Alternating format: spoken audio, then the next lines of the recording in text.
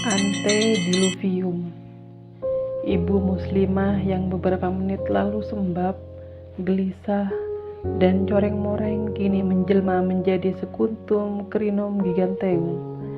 Sebab tiba-tiba ia mekar sumringah dan posturnya yang jangkung persis tangkai bunga itu. Kerudungnya juga berwarna bunga Crinum, demikian pula bau bajunya, persis Crinum yang mirip bau vanili. Sekarang dengan ceria beliau mengatur tempat duduk kami.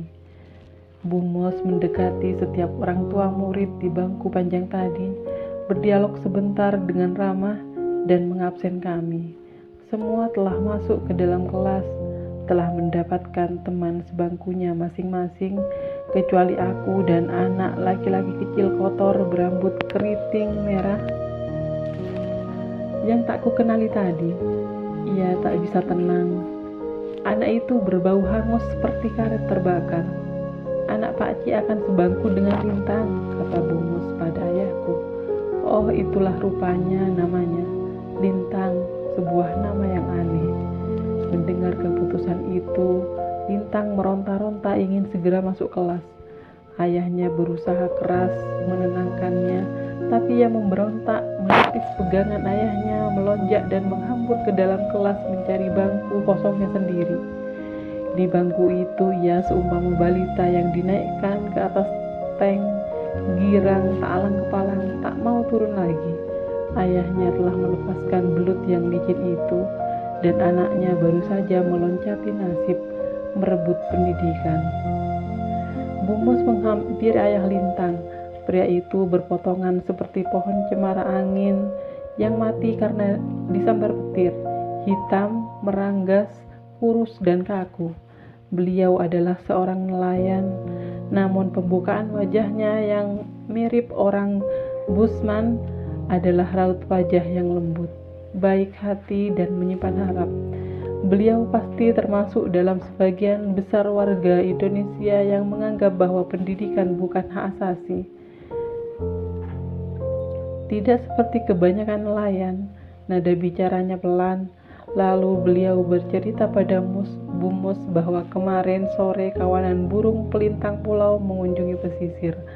Burung-burung keramat itu hinggap sebentar di puncak pohon ketapang demi menebar pertanda bahwa laut akan diaduk badai. Cuaca cenderung semakin memburuk akhir-akhir ini, maka hasil melaut tak pernah memadai. Apalagi ia hanya semacam petani penggarap, bukan karena ia tak punya laut, tapi karena ia tak punya perahu. Agaknya selama turun-temurun keluarga laki-laki cemara angin ini tak mampu terangkat dari endemik kemiskinan komunitas Melayu yang menjadi nelayan. Tahun ini beliau menginginkan perubahan dan ia memutuskan anak laki-laki tertuanya, Lintang, tak akan menjadi seperti dirinya. Lintang akan duduk di samping pria kecil berambut ikal yaitu aku, dan ia akan sekolah di sini lalu pulang pergi setiap hari naik sepeda. Jika panggilan nasibnya memang harus menjadi nelayan, maka biarkan jalan kerikil Batu Merah 40 km mematahkan semangatnya. Bau hangus yang kucium tadi ternyata adalah bau sandal Chunghai, yakni sandal yang dibuat dari ban mobil, yang aus karena Lintang terlalu jauh mengayuh sepeda. Keluarga Lintang berasal dari Tanjung Kelumpang, desa nan jauh di pinggir laut. Menuju ke sana harus melewati 4 kawasan pohon nipah, tempat berawa-rawa yang dianggap seram di kampung kami. Selain itu, di sana juga tak jarang buaya besar pangkal pohon sagu melintasi jalan. Kampung pesisir itu secara geografis dapat dikatakan sebagai wilayah paling timur di Sumatera. Daerah minus nan jauh masuk ke pedalaman Pulau Belitung. Bagi Lintang, kota kecamatan tempat sekolah kami ini adalah metropolitan yang harus ditempuh dengan sepeda sejak subuh. Ah, anak sekecil itu. Ketika aku menyusul Lintang ke dalam kelas, ia menyalamiku dengan kuat seperti pegangan tangan calon mertua yang menerima pinangan.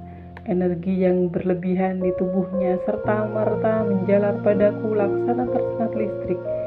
Ia berbicara tak henti-henti, penuh minat dengan dialek Belitung yang lucu. Tipikal orang Belitung pelosok, bola matanya bergerak-gerak cepat dan menyala-nyala. Ia seperti pilea, bunga meriam itu yang jika butiran air jatuh di atas daunnya, ia melontarkan tepung sari, semarak, spontan, mekar, dan penuh daya hirup. Di dekatnya aku merasa seperti ditantang mengambil ancang-ancang untuk sprint 100 meter. Sekencang apa engkau berlari? Begitulah makna tatapannya. Aku sendiri masih bingung, terlalu banyak perasaan untuk ditanggung seorang anak kecil dalam waktu demikian singkat. Cemas, senang, gugup, malu, teman baru, guru baru, semuanya campur aduk. Ditambah lagi satu perasaan ngilu karena sepasang sepatu baru yang dibelikan ibuku. Sepatu ini selalu kusembunyikan ke belakang. Aku selalu menekuk lututku karena warna sepatu itu hitam bergaris-garis putih, maka ia tampak seperti sepatu sepak bola, jelek sekali. Bahannya pun dari plastik yang keras. Abang-abangku sakit perut menahan tawa melihat sepatu itu waktu kami sarapan tadi pagi. Tapi pandangan ayahku menyuruh mereka bungkam, membuat perut mereka kaku. Kakiku sakit dan hatiku malu dibuat sepatu ini. Sementara itu, kepala Lintang berputar-putar seperti burung hantu. Baginya penggaris kayu 1 meter. Vas bunga tanah liat hasil prakarya anak kelas 6 di atas meja bumus, papan tulis lusuh dan kapur tumpul yang berserakan di atas lantai kelas yang sebagian telah menjadi tanah adalah benda-benda yang menakjubkan. Kemudian kulihat lagi pria cemar angin itu. Melihat anaknya yang demikian bergairah, ia tersenyum getir. Aku mengerti bahwa pria yang tak tahu tanggal dan bulan kelahirannya itu gamang membayangkan kehancuran hati anaknya jika sampai drop out saat kelas 2 atau 3 SMP nanti karena alasan klasik, biaya atau tuntutan nafkah. Bagi beliau, pendidikan adalah enigma, sebuah misteri. Dari 4 garis generasi yang diingatnya, baru Lintang yang sekolah. Generasi kelima sebelumnya adalah masa antediluvium, suatu masa yang amat lampau ketika orang-orang Melayu masih berkelana sebagai nomad. Mereka berpakaian kulit kayu dan menyembah bulan. Umumnya Bumus mengelompokkan tempat duduk kami berdasarkan kemiripan. Aku dan Lintang sebangku karena kami sama-sama berambut ikal. Trapani duduk dengan mahar karena mereka berdua paling tampan. Penampilan mereka seperti para pelantun irama semenanjung idola orang Melayu pedalaman. Trapani tak tertarik dengan kelas. Ia mencuri-curi pandang ke jendela, melirik kepala ibunya yang muncul sekali-kali di antara kepala orang tua lainnya. Tapi Borek dan Kucai didudukkan berdua bukan karena mereka mirip, tapi karena sama-sama susah diatur. Baru beberapa saat di kelas, Borek sudah mencoreng muka Kucai dengan penghapus papan tulis. Tingkah ini diikuti Sahara yang sengaja menumpahkan air minum Akiong sehingga anak Hokian ini menangis menjadi sejadi-jadinya seperti orang ketakutan dipeluk setan.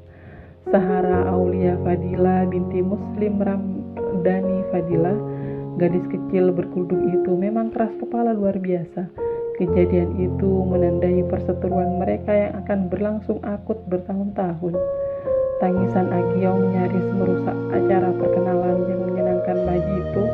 Sebaliknya bagiku, pagi itu adalah pagi yang tak terlupakan sampai puluhan tahun mendatang. Karena pagi itu aku melihat Lintang dengan canggung menggenggam sebuah pensil besar yang belum diserut, seperti memegang sebilah belati.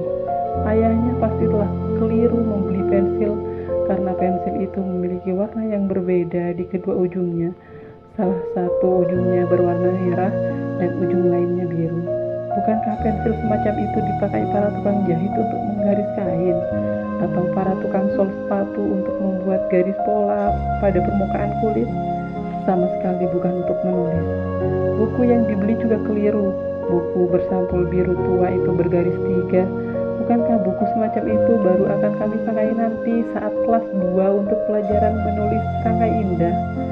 Hal yang tak pernah kulupakan adalah bahwa pagi itu aku menyaksikan seorang anak pesisir melarat, temanku sebangku, untuk pertama kalinya memegang pensil dan buku.